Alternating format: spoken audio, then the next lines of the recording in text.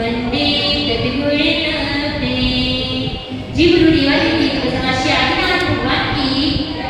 खाना खाया क्या उपवास है? खाएंगे तो फिर जोर से जयकारा लगाएंगे। जी बोलो दिवाली की श्री गुरुनायक महावीर भगवान की। जी बोलो पंच परमेश्वर भगवान की। जी बोलो परम पूज्य आचार्य भगवान श्री आदि सागर महावीर की विमल सालोजी संतति सालोजी गुरुदेव की। गुरुदेव के चरणों में अंतर्मन में विराजित गुरुदेव के चरणों में 4 पंक्तियां। ज्ञान के सागर में शुद्धि धार बहाते हैं, सुंदर सागर गुरु चरणों में हम शीश झुकाते हैं। जय गुरुमय सुंदर सागर गुरुमय, जय गुरुमय सुंदर सागर गुरुमय। जय बोलो परम पूज्य दिव्य तपस्वी वात्सल्य सकल अध्यात्म की राष्ट्र चारित्र चूड़ामणि शुद्ध योगी हृदयाधीश आचार्य भगवान श्री सुंदर सागर जी गुरुदेव की जय हो। जय बोलो परम पूज्य आचार्य भगवान श्री वसुनंद जी गुरुदेव की जय हो। जय बोलो परम पूज्य आचार्य भगवान श्री कर्म विजयनंद जी गुरुदेव की जय हो। जय बोलो परम पूज्य श्री लक्ष्मी समाज विशुद्ध सागर जी गुरुदेव की जय हो। जय बोलो श्री लक्ष्मी समाज शेवकानंद जी गुरुदेव की जय हो। राधेश्याम जीवानी माता की जय हो। जय बोलो उत्तम ब्रह्मचारी धर्म की जय हो। प्यारे प्यारे भव्य आत्मा, भव्य आत्मा क्यों भव्य है? जिसको अगर साधना, जिनको उपदेश सुनने की अगर तलब होती हो तो वो क्या है? भव्य प्राणी है। इसलिए ये भव्य आत्मा, आज कौन सा दिन है? पर्युषण पर्व का अंतिम यानी उत्तम ब्रह्मचार्य धर्म का दिन। ब्रह्मचार्य क्या होता है? ब्रह्मचार्य, ब्रह्मचार्य का अर्थ है ब्रह्म यानी अपनी आत्मा में, चर्या यानी भ्रमण करना। अर्थात जो व्यक्ति अपनी आत्मा में भ्रमण करता है, अपनी आत्मा के समीप रहता है और अपनी आत्मा का चिंतन करता है, वो ब्रह्मचार्य धर्म को अपना सकता है। यानी इसके अंदर ब्रह्मचार्य धर्म अवतरित हो चुका है। ब्रह्मचार्य का मतलब शील से ले सकते हैं। हमें ब्रह्मचार्य व्रत के अंतर्गत अपने शील की रक्षा करनी होती है। ब्रह्मचार्य धर्म और क्या कहता है? ब्रह्मचार्य धर्म कहता है कि 5 इंद्रियों की जो विषय वासना है, 5 इंद्रियों की विषय वासनाओं से विरक्त रहना, वो होता है ब्रह्मचार्य। एक बात है कि एक व्यक्ति है, वो समुद्र के किनारे क्या कर रहा था? घूम रहा था। तो वहां उसे पत्थरों का ढेर दिखाई दिया। तो वहां उस पत्थर के पास, वो ढेर के पास बैठ गया। उसी समय एक जोड़ी वहां से निकलता है और वो कहता है कि ये जो पत्थर का ढेर है वो क्या है? पारस पत्थर। कौन सा पत्थर है? ध्यान से सुनना। कौन सा पत्थर है? वो पारस पत्थर, जिसके स्पर्श से जो लोहा है वो भी क्या हो जाता है? सोना हो जाता है। तो वो जोड़ी कहता है कि ये पारस पत्थर है, आप इससे जिस लोहे को स्पर्श करोगे तो ये लोहा क्या हो जाएगा? सोना हो जाएगा। अब जो व्यक्ति वहां पर बैठा हुआ था, जो समुद्र के किनारे पत्थर के ढेर के पास, वो अपने घर जाता है और एक लोहा लेकर के आता है और वो उस पत्थर से स्पर्श कराता है। तो उस पत्थर से स्पर्श कराने के बाद वो लोहा सोना नहीं बनता है। तो वो वैसे वैसे जितने भी अपने घर से लोहे के टुकड़े लेकर के आया था, वो पत्थर के साथ स्पर्श कराता गया और सोना नहीं बना। तो उसको क्या किया? इसने समुद्र के पास रखा था, समुद्र में फेंकता गया। अब थोड़ी देर बाद वापिस वही झोरी वहां से गुजरता है और फिर वो व्यक्ति उस जोड़ी से कहता है कि आपने तो मुझे बोला था कि ये ना लोहे के पारस पत्थर है, और इस पारस पत्थर से जिस लोहे को स्पर्श करेंगे तो ये तो सोना बन जाएगा, लेकिन ये भी सोना नहीं बना इसमें। तो ये सोना तो बना नहीं। फिर वो जोड़ी कहता है आपने कौन सा लोहा स्पर्श कराया है, और मुझे बताओ तो सही। वो व्यक्ति फिर अपने पास वाला जो लोहा उसके पास था वो उसे बताता है। तो जोड़ी बोलता इस लोहे में तो जंग लगी हुई है, इस लोहे को जंग लगे हुए लोहे को अगर तुम इस पत्थर के साथ स्पर्श कराओगे तो ये सोना नहीं होगा। इसलिए पहले तो तुम्हें इस जंग को साफ करना होगा। फिर वो व्यक्ति जैसा ही करता है, झूठी जैसा बोलता है, वो उस लोहे के पर जो जंग लगी हुई है उसको साफ करता है और फिर वापिस से उस पत्थर के साथ स्पर्श कराता है। तो उसके बाद क्या होता है, वो पारस पत्थर के साथ उस लोहे को स्पर्श कराने के बाद वो क्या होता है, सोना बन जाता है। क्योंकि पहले उस पत्थर पर क्या लगा हुआ था, लोहे की जंग लगी हुई थी, इसलिए उसको स्पर्श कराने पर वो सोना नहीं बना। जैसे उसने लोहे की जंग को साफ किया तो फिर वही पारस पत्थर के साथ उस लोहे को स्पर्श कराया तो वो सोना बन गया। तो फिर वो बाद में पछताता क्योंकि उसने सारे क्या किया था, सारे पत्थर के टुकड़ों के साथ स्पर्श करा करके उसने लोहे को कहाँ फेंक दिया था, समुद्र में फेंक दिया था। तो वो सोचने लगा कि मैंने तो है ना ये जंग लगे हुए लोहे के साथ स्पर्श कराया तो सोना नहीं बना, तब तो मेरे पास ही, तो इससे वो दुखी होने लगा। तो इससे ये समझना है कि हमारी आत्मा में क्या है, हमारी आत्मा में भी विषय कषाय की जंग लगी। किसकी जंग लगी है, आपको मैं बहुत सरल तरीके से समझा रही हूँ, एक कहानी के माध्यम से समझा रही हूँ जिससे आप समझ सको। तो हमारी आत्मा में क्या लगा हुआ है, विषय कषायों की जंग लगी हुई है। जब तक हमारी आत्मा में अगर विषय कषायों की जंग लगी होगी तब तक हमारे अंदर उत्तम ब्रह्मचार्य धर्म प्रकट नहीं हो सकता, यानी आत्मा में रमण नहीं हो सकता। इन विषय कषायों की जंग को तो हमें दूर करना ही पड़ेगा, तभी हम अपनी आत्मा में लीन हो सकेंगे और तभी हमारे अंदर ब्रह्मचर्य धर्म आ सकेगा। आचार्य उमा स्वामी महाराज तत्वार्थ सूत्र में ब्रह्मचर्य की 5 भावनाएं बताते हैं। स्त्री राग कथा श्रवण तन मनोहरांग निरीक्षण पूर्व वृतानु विस्मरण विशिष्ट रस स्वशरीर संस्कार त्यागा पंचम। ये 5 भावनाओं को ध्यान से सुनोगे। आचार्य उमा स्वामी महाराज ने क्या कहा, जो स्त्री के साथ राग करने वाली कथा है उस कथा को नहीं सुनना। ये क्या है, ब्रह्मचर्य व्रत की 5 भावनाएं। पहली कौन सी है, स्त्रियों के साथ जो राग करने वाली कथा है उसको नहीं सुनना। दूसरा है उनके मनोहर अंगों को निरीक्षण नहीं करना। स्त्री राग कथा श्रवण तन मनोहरा निरीक्षण पूर्व वृतानु, जो पूर्व में भोगे गए भोग है उनका स्मरण नहीं करना। फिर चौथा है गरिष्ठ भोजन नहीं करना, क्योंकि गरिष्ठ भोजन करते हैं तो क्या होता है, इससे प्रमाद होता है और प्रमाद होता है तो काम वासना जागृत होती है, तो गरिष्ठ भोजन नहीं करना। और 5वां क्या है, अपने शरीर को संस्कारित करना, अपने शरीर के प्रति राग को छोड़ना। ये 5 आचार्य उमा स्वामी ने तत्वार्थ सूत्र में ब्रह्मचार्य व्रत की भावनाएं बताई है। एक बार की एक घटना है, गणेश प्रसाद वर्णी जी, जिनके गुरुजी थे ठाकुर प्रसाद जी, वो क्या थे, बनारस के विशेष पंडित थे। तो एक बार वो अपनी पंडिताई की क्या लेकर के आए, साड़ी लेकर के आए, उसके लिए साड़ी लेकर के आए। और वो पंडिताई ऐसी थी कि उसे है ना, वो विरक्त थी, उसे इतने सब पसंद नहीं था कि ज्यादा संग्रह होगा। तो पंडित जी उसके लिए साड़ी लेकर के आए तो वो बोलने लगी कि आप मेरे लिए साड़ी क्यों लेकर के आए, मैंने ये पहनी साड़ी क्या खराब दिख रही।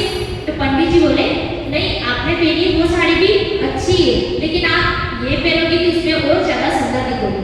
तो वो पंडिताई कहती कि मुझे किसको बताना है, मुझे मैंने तो अब आपको तो मैं अच्छी लगती हूँ तो मुझे किसी दुनिया को थोड़ी ले जाना, तो मैंने ना ये साड़ी मुझे नहीं चाहिए। तो फिर वो उस साड़ी को किसको दे देती है, अपनी नौकरानी को दे देती है और कहती है कि मैं नौकरानी ये साड़ी सेठ जी जहाँ पंडित जी जहाँ से लेकर के आए उसको वहाँ पर वापिस दे देना और उससे जो पैसे मिलेंगे वो तो अपने पास रख देना। फिर पंडित जी तो उदास हो जाते हैं और वो एक कुर्सी पर बैठ जाते। अब क्या होता है, फिर वो पंडित जी के पास जाती है और बोलती है कि अब तो हमारे 2 बच्चे हो चुके हैं, तो अब हमें आगे बच्चों की जरूरत नहीं है, तो इसलिए हम क्या करते हैं, ब्रह्मचर्य व्रत ले लेते हैं। फिर पंडित जी तो उदास हो गए।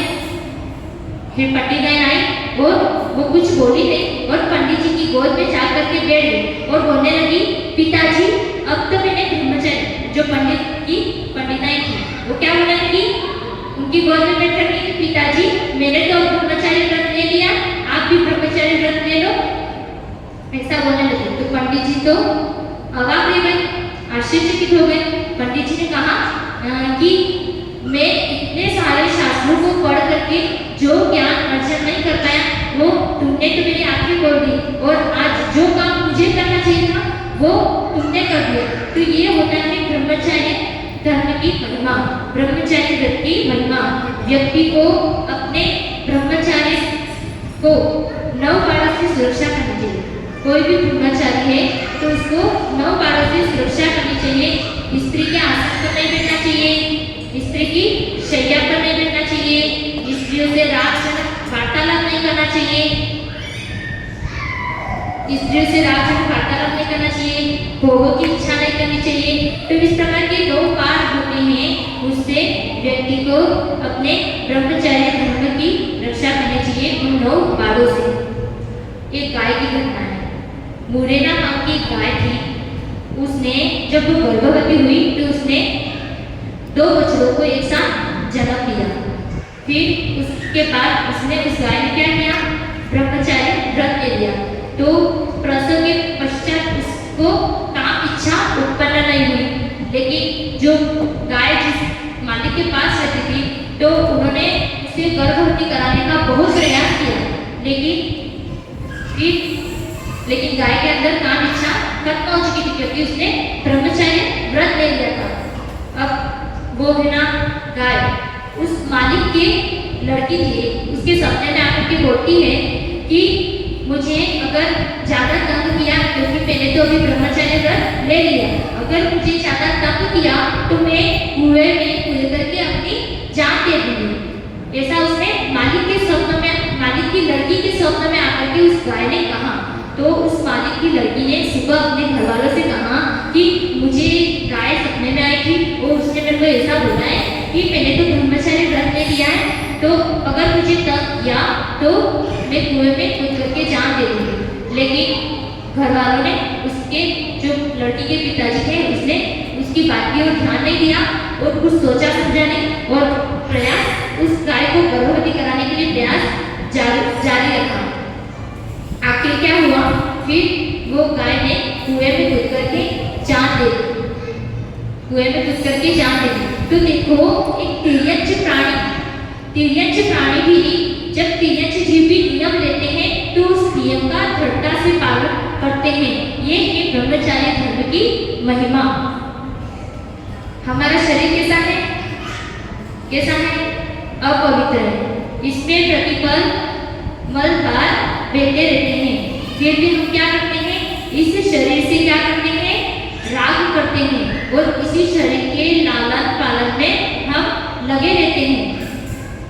हमको पता तो सब कुछ है कि इस संसार में कोई हमारा नहीं है, ना हम किसी के साथ जाने वाले, नहीं हमारे साथ कोई आने वाला है, हम अकेले जाने वाले और अकेले आए, फिर भी हम उस सत्य को स्वीकार नहीं कर पाते हैं। भजन की लाइन आती है कि कर तू आत्म ध्यान ज्ञानी, कर तू आत्म ध्यान, निज चेतन भगवान ज्ञानी, निज चेतन भगवान, कर तू आत्म ध्यान ज्ञानी, कर तू आत्म ज्ञान।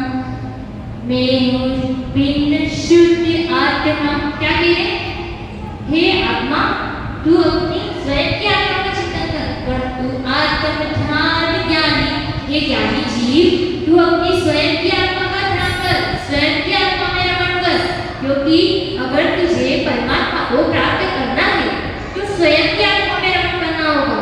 बाहर पर पदार्थों में कुछ भी नहीं रखा, बाहर पर पदार्थों में कुछ भी नहीं रखा है, तो तू उस ओर दृष्टिपात न करते हुए अपने स्वयं की ओर गमन कर, स्वयं की ओर ध्यान दे। एक बार एक संत गांव में आए तो एक वृद्ध दादाजी थे और दादी जी थे। तो संत ने कहा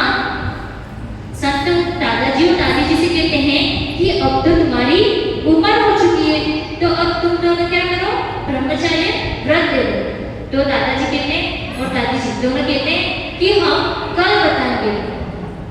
संत ने कहा ठीक है।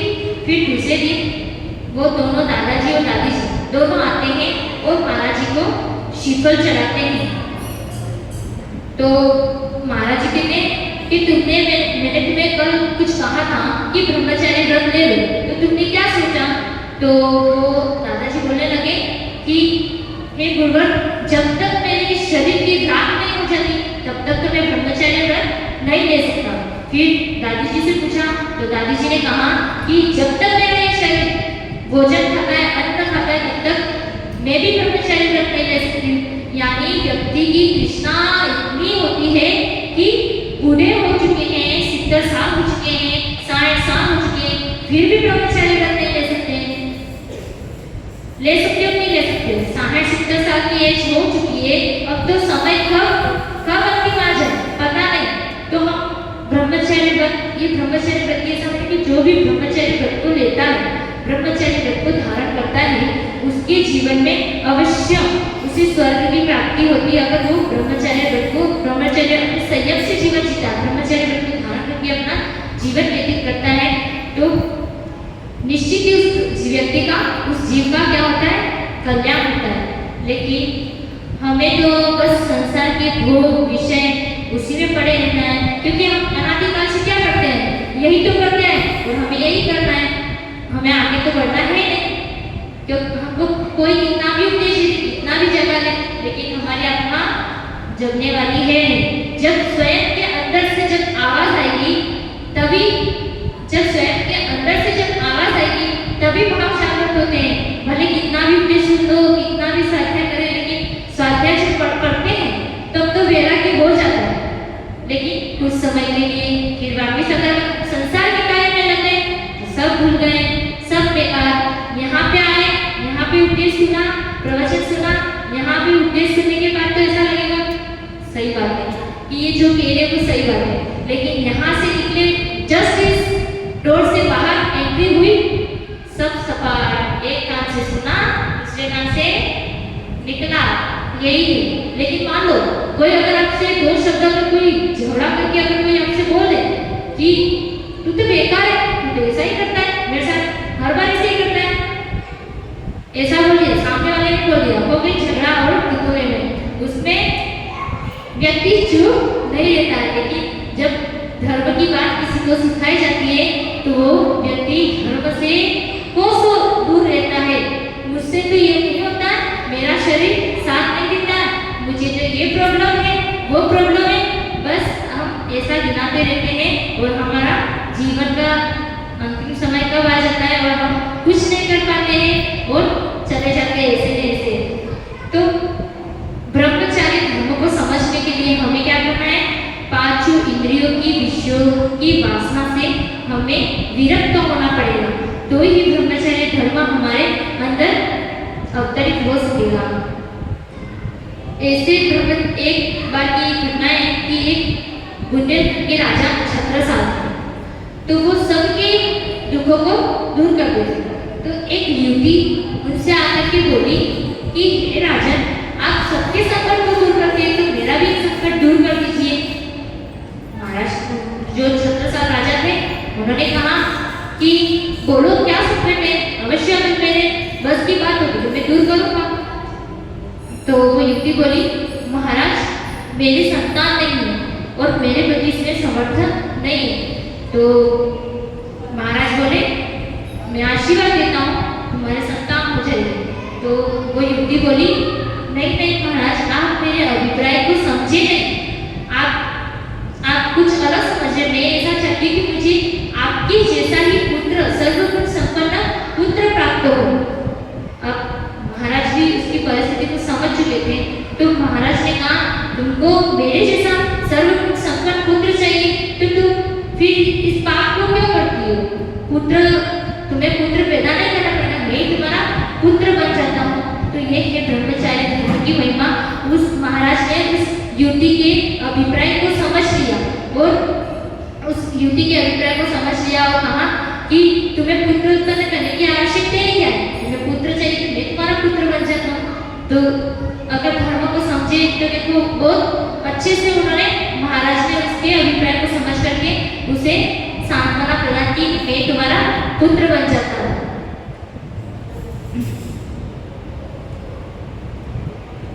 ब्रह्मचर्य धर्म के लिए स्वर्ग में जो देव होते हैं, स्वधर्म ईशान स्वर्ग के देव, वो भी क्या करते हैं, अपने शरीर से क्या करते हैं, काय से प्रविचार करते हैं, यानी काय शरीर से काम सेवन करते हैं। स्वधर्म और ईशान स्वर्ग के देव स्पर्श शब्द सुनकर के, किसी के स्पर्श करके शरीर को आदि आदि प्रकार से काम वासना में रहते हैं। वैष्णव संप्रदाय में एक बात आती है, ऐसा कहा जाता है कि राम ने किसको मारा था, रावण को मारा था, ऐसा वैष्णव संप्रदाय में बात आती है। लेकिन रावण को किसने, राम ने नहीं मारा था। किसने मारा था, उसकी काम वासना ने उसे मारा था। वो काम वासना में उसने क्या किया था, सीता का हरण किया था। तो उस काम वासना के कारण राम ने रावण को नहीं मारा। किसने मारा था, उसकी स्वयं की काम वासना ने उसे मार दिया। लेकिन हमने यही पढ़ा है, यही सुना है कि राम ने रावण को मारा। रावण ने क्या किया था, गलत किया था। क्या किया था, उसने सीता का हरण किया था, उसके ऊपर बुरी दृष्टि डाली थी।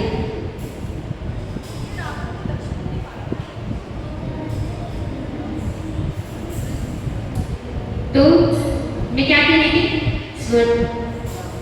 एक व्यक्ति जब उसकी शादी हो जाती है, एक व्यक्ति जब उसकी शादी हो जाती है तो उसको उसकी शादी के पश्चात अपनी स्त्री के अलावा किसी दूसरी स्त्री पर आंख उठा करके भी नहीं देखना चाहिए। उसे क्या समझना चाहिए, दूसरी स्त्री को अपनी बहन या माता की दृष्टि से देखना चाहिए। तो अगर व्यक्ति इतना भी कर लेता है तो उसका ये कौन सा व्रत कहलाता है, स्वदान संतोष नाम का व्रत कहलाता है, जिसमें वो अपनी स्वयं की पत्नी से संतुष्ट है और किसी दूसरी स्त्री पर वो बुरी नजर नहीं डालता है। तो ये भी व्रत उसके लिए ब्रह्मचर्य धर्म में क्या होगा, ब्रह्मचर्य धर्म के लिए सही साबित होगा। बस ब्रह्मचर्य धर्म को समझने के लिए यही है कि अपनी आत्मा में रमण करो, अपनी आत्मा का चिंतन करो, अपने शिव की रक्षा करो और उत्तम ब्रह्मचर्य धर्म सभी के जीवन में आए। सभी अपने जीवन का ब्रह्मचर्य धर्म 10 धर्मों का पालन करते हुए अपने जीवन में रत्नत्रय को धारण करें, संयम को धारण करें और संयम को धारण करते हुए उत्कृष्ट गति को प्राप्त करें। जीवन में दीक्षा को धारण करके अपने जीवन का कल्याण करें। यही मंगल कामना है। ओम नमः सिद्धेभ्य। जय बोलो परम पूज्य दिव्य तपस्वी आचार्य महर्षि सुंदर सागर जी गुरुदेव की जय। राधेश्याम जीवाणी माता की स्तुति करने के लिए सभी खड़े हो जाएं।